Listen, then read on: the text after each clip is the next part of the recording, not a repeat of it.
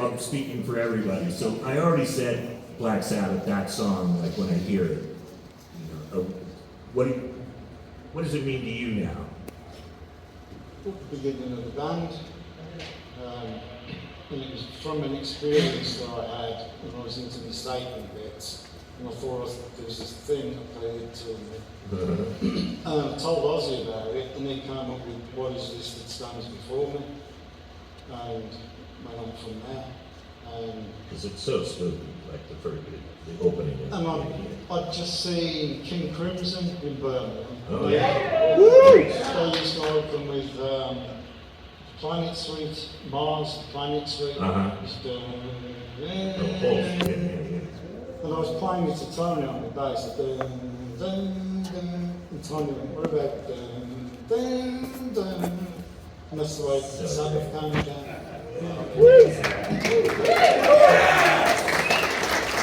So, on that same first record, I mean, all the songs are great, but I'm going to point out my favorites. Wizard. So it was inspired by Tolkien, right? I was reading Lord of the Rings at the time, and yeah, that's what it inspired it. Wizard. So you just, I got a song about a wizard.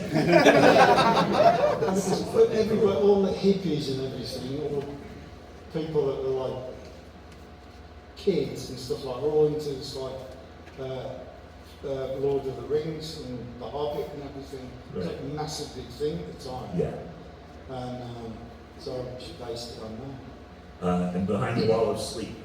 That was based on H.P. Lovecraft, but Which is Behind the Wall of Madness, right? Or, no, Beyond the Wall. Beyond the Wall. Beyond the Wall of Sleep. Oh, okay. That came to me in a dream. Had you read the book? Had you read Lovecraft? Or? No, I knew what the title was, and what did I? Well, I dreamt all the lyrics. Wow. And the riff, and I used to sleep with the bass on the bed, back in those days. Right. When I woke up, did the riff, wrote all the lyrics down, played it to them at rehearsal, and it was done. Amazing. NIB. Woo! Yeah. And that doesn't stand for Nativity in Black, right? No. Where did that come from? It was named after Bill's beard. Oh, a nib, right? Yeah, he looked like a pen nib. We used to call him Nib. That was his name. So how did it go from N to NIB? Well, we wrote Nib down, and we can't call it Nib. So NIB, so people could make their own minds up about it. So where did the lyrics come from? The lyrics were, I wanted to do a sarcastic love song. So I thought, well, like the absolute sarcasm can come from the devil falling in love. Right. And so, because he can like say he's I can show you the moon and all that kind of stuff, but he really can because he's Satan. so that's what I wrote about the devil like promising this woman if she marries him, that he can give her everything. It's like tongue in cheek. So moving on to Paranoid, you mentioned the song. How did you come up with the title Paranoid. Yeah. I was going in and out of depression at the time, and I didn't know what it was. And I went to the doctor about it because I was getting these really, really black moods. And some of the lyrics reflect that, right? Yeah, that's what Paranoid was about. The doctor used to say, I'll go down the club, go and have a couple of drinks, you'll feel better, or take the dog for a walk or something. I'm like, no, I can't get out. It's like blackness to me. So the only way I could get it out of me was writing the lyrics for Paranoid, and it was about like not being able to communicate with everything. And that was the last song that you wrote for that record, or for Paranoid, right? And War Pigs you described. What about Planet Caravan? It was about having the ultimate holiday. Like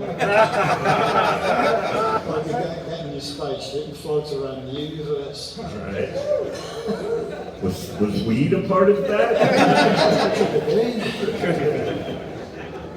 And then Iron Man, of course.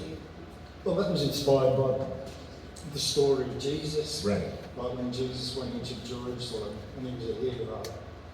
At the end of the week or whatever it was, he was crucified. So he was a hero one minute and like the worst person on earth the next. So like the Iron Man was not about Jesus, but inspired by that story, like being a hero one minute and then being reviled the next. Where did the title come from? Was it Marvel Comics related? No, it wasn't that. But were you aware of Iron Man? No, I didn't read. So where did the title? Just when Tony was bending the notes for the intro, just reminded me of like a robot kind of thing. Right. And Bill's drumming. It reminded me of this like big robot coming in. Iron Man was born. Electric Funeral. That was about the pollution and the end of the world coming, trying to get away from it. Hand of Doom. It was about heroin addiction. And that was you watching somebody else go through that, or? It was one of the stories that the American soldier told me that. Oh, okay. What nobody was talking about all the heroin addiction going on in Vietnam. People were like, it's so horrible over there. People were doing heroin, anything to like get out of the reality of it. And this guy said, you can believe how many people are here trying to get off heroin in Germany, in like the halfway house. And that's what it was about. Fairies Wear Boots. That was one of Ozzy's. That was about skinheads when they had this big fight with these skinheads. We played this. Oh, so it was about like wearing Doc Martens. Yeah. I always pictured like fairy boots. Boots with big tassels on them or something. I took it literal. Master of Reality was Sweet Leaf. Sweet Leaf Was about tobacco, right? I know. Inspired by tobacco, but not Yeah. about No, I know you laugh, and they put the weed cough in at the beginning, but that's not how the song came about. Right? Well, I've just come back from Dublin, in Ireland, and they have these cigarettes called Sweet Afton. And I was trying to think of lyrics. Got the music for Sweet Leaf. I was writing about it, and I saw it's sweet. And I know it's about dope, but I don't actually say it's about passions or marijuana. After Forever. That was about the troubles in Northern Ireland, Catholics against Protestants and all that. And like all these people saying that they used to burn effigies of the Pope in Northern Ireland. And I used to think, well, I think they'll be doing that when they're on their deathbed. Or they'll be like, You want to see Pope on the road. yeah. Children of the Grave, one of my favorites. Solution again. Everything that's going on in the world, about escaping from the world. Title of your book, Into the Void.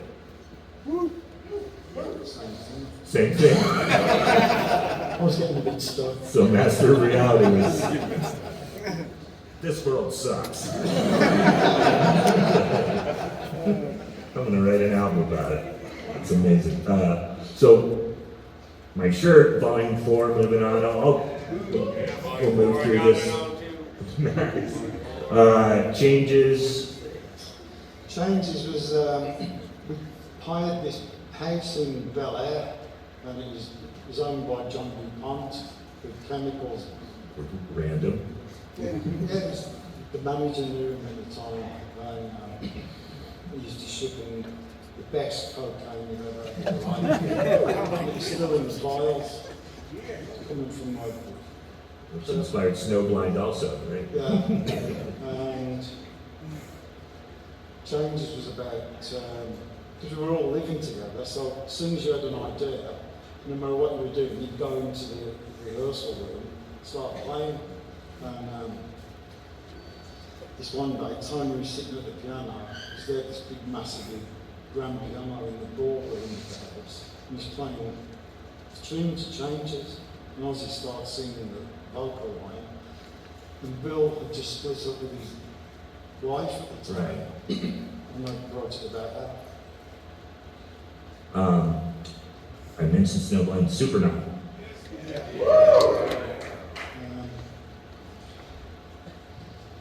It's about, just about being out of your body. Okay. Let's move on to Sabbath, Bloody Sabbath.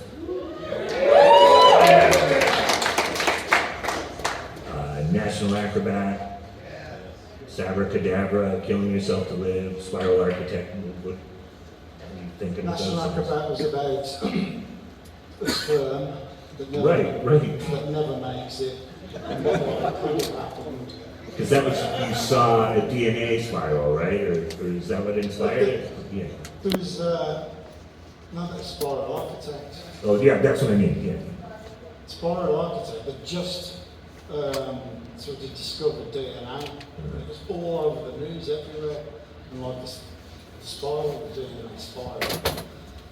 And I was still a bit religious at the time, and it was just like God inventing humanity. Right. Like the spiral. Killing Yourself to Live. About what we were going through at the time, being worked to death and getting nothing for it. Did anybody realize, like, did your manager talk to you about that, or no? Never copped to what they were doing at the time, right? What, when we'd asked him? Yeah, I mean, but so- did somebody go, hey, are you mad? These lyrics. Moving on to Sabotage, Hole in the Sky, Symptom of the Universe. Symptom of the Universe is about love that keeps the world together. People. It's pretty positive. Yeah, totally positive. Let's move on to, well, what about the Technical Ecstasy record? I know those last two, them and Never Say Die, where you guys, you were going through a lot of stuff at that time, so. We just left the management. We had to pay all our future royalties to the manager. It cost us $1 million, which is a hell of a lot at that time. And, Did you say why? Because just, Oh, to, right, get, just yeah, to get rid of him, Right, he wanted $1 million. So we had to, the record company agreed. and they put that up for you guys, Yeah, so then you had to pay that back. yeah. I'm so sorry you got so screwed over. It's brutal. So Gypsy, Dirty Women. Dirty Women, we were in Florida. That makes a lot of sense. I think I went to that club in Tampa.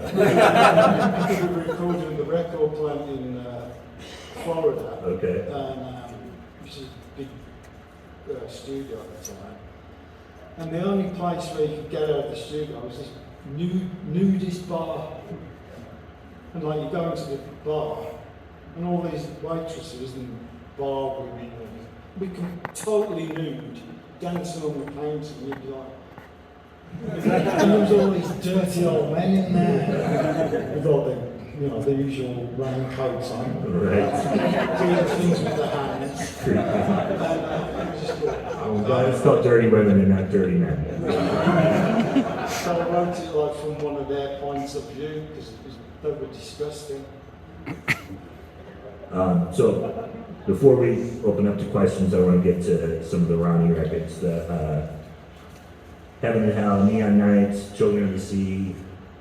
Oh, he took over, or were you still? Children of the Sea, we'd written that with Oh, you had already written that. with Ozzy, but Yeah. Ozzy wouldn't sing on it, so when Ronnie came in, that was the first thing we played to him, and it came out, it was great vocal line. Die Young, was it?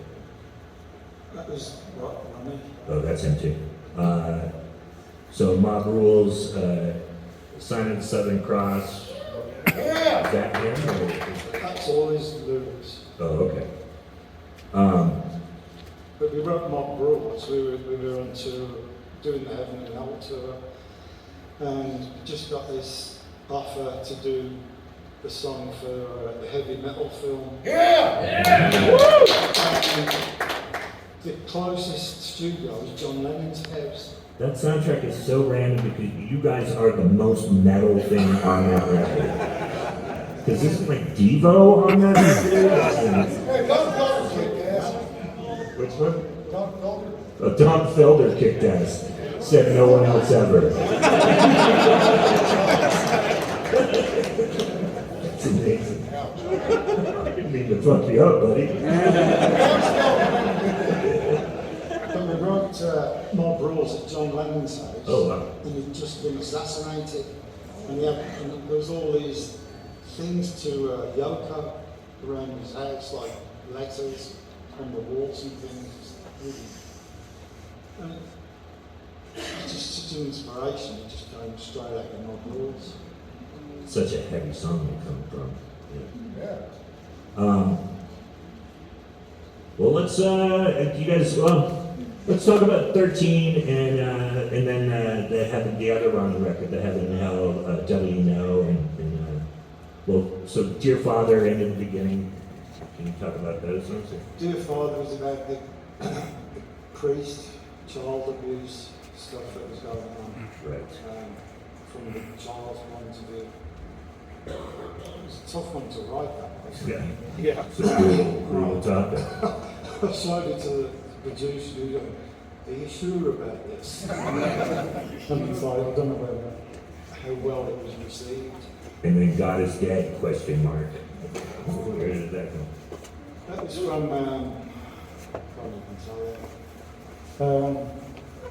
It was, remember there was, I think it was Denver when some guy went into cinema. And Batman, Oh, it did? Yeah, the Batman movie. Yeah. And he thought it was God. Right. And it was like, this guy thinks like, he's heard God is dead. And he's like, he's incensed by him, wants to kill everybody. Slightly heavy. Very much so. Okay, last two questions. Song that you guys recorded that you never want to hear again. Is there a Sabbath song that you could live the rest of your life in? Probably 13. Really? The song 13? Or the album? The album. Oh, the whole album. Oh, wow, okay. Sore subject. Tracks, but Yeah. I thought God's Dead. I mean, I love that song when it came out. yeah, that's good. Yeah. And Dear Father is coming from where you pulled those lyrics. It is a I thought the jam was my favourite. The blues jam. Oh, I think. So that's 13.